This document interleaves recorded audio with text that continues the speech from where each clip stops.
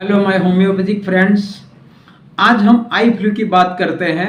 Conjunctivitis, eye flu, जो भी नाम ले लो, आंखें आना या कुछ भी ले लो, लेमन लैंग्वेज के हिसाब से अलग अलग नाम एरिया वाइज रहते हैं। कंप्लेंट्स एक ही है, नाम अलग अलग है। जीनस एपिडेमिकस कुछ होम्योपैथ के हिसाब से यूफ्रेसिया है और हमने भी यूफ्रेसिया का इस्तेमाल कई पेशेंट्स में किया है। और आज भी अगर ज़्यादा टाइम नहीं खर्च करना है तो हम पहले यूफ्रेसिया ही देते हैं, जिससे 50% केसेस कवर हो जाते हैं। लेकिन जब कुछ स्पेसिफिक सिम्टम्स अलग से इंडिविजुअलाइज्ड मिलते हैं तो हम टोटालिटी करते हैं। मैं एग्जाम्पल के तौर पर अभी एक दो केसेस की बात करता हूँ। अब यूफ्रेसिया से ऑलमोस्ट 50% तो क्योर हो ही जाते हैं, लेकिन बाकी के जो नहीं होते हैं उनके लिए हमें टोटालिटी लेनी पड़ेगी। तो एक पेशेंट की मैं एक एग्जांपल देता हूं अभी रिसेंटली एक केस का।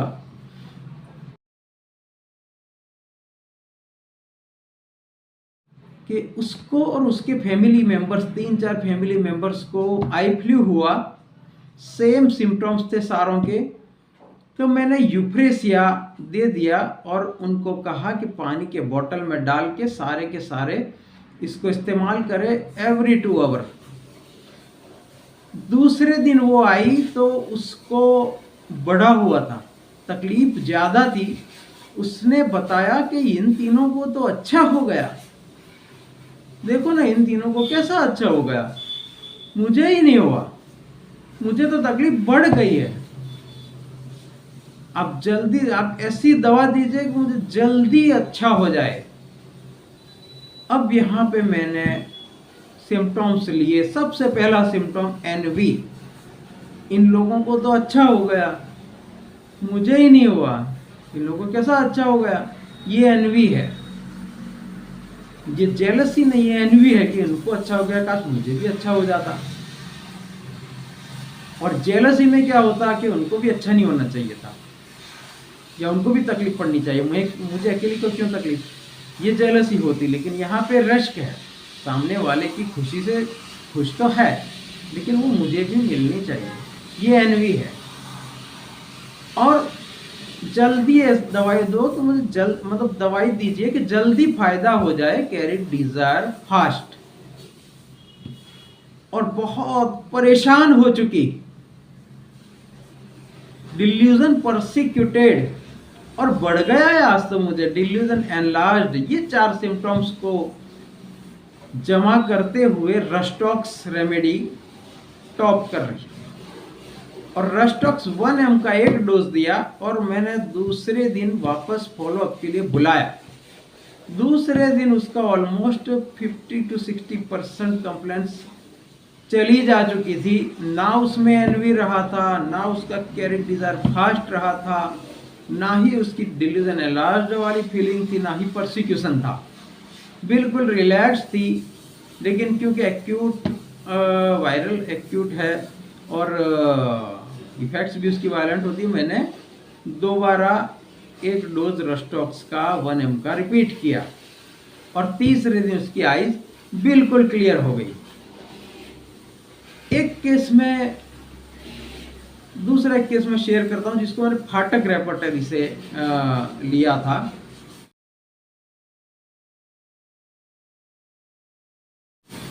उसने बताई अपनी कंप्लेंट्स, उसने डायरेक्ट फिजिकल पे बताया, आईज पे, कि मुझे आंखों में जैसे रेती गिरी वैसा महसूस। इसे भी मैंने यूफ्रेसिया तो पहले दिया ही था, लेकिन यूफ्रेसिया से उसे कोई फायदा नहीं हुआ। तो आंखों में रेती सा, जैसे कुछ रेती होती है ना, सैंड, वो घुस गई हो ऐसा लग रहा है। और वाइप करता हूं, ऐसा करते रहना पड़ता है, ऐसे ऐसे, तो थोड़ा ठीक लगता है मुझे। कंपलसरी ऐसे म्यूकस जैसा कुछ आ जाता है, ऐसा करते रहना पड़ता है।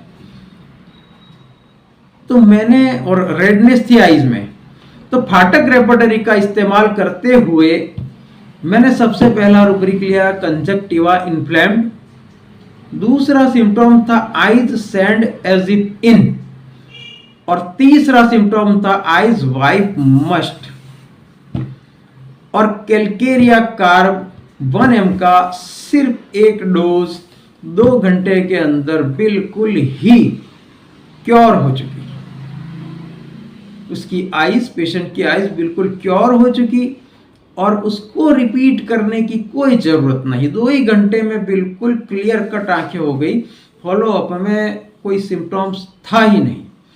तो ये एपिडेमिक डिसीज ही भी होते हैं, सिम्टम्स सेम से भी होते हैं। कभी कभी थोड़ा सा कभी कभी इंडिविजुअलाइज्ड होता है, जैसे इसमें थोड़ा इंडिविजुअलाइजेशन ये था कि आइज वाइप मस्ट, कुछ लोगों को वाइप करना अच्छा नहीं लगता, तो इस तरीके से फाटक रेपर्टरी का यूज़, माइंड का यूज़ करते हुए हम पेशेंट को क्योर कर सकते हैं। Thank you.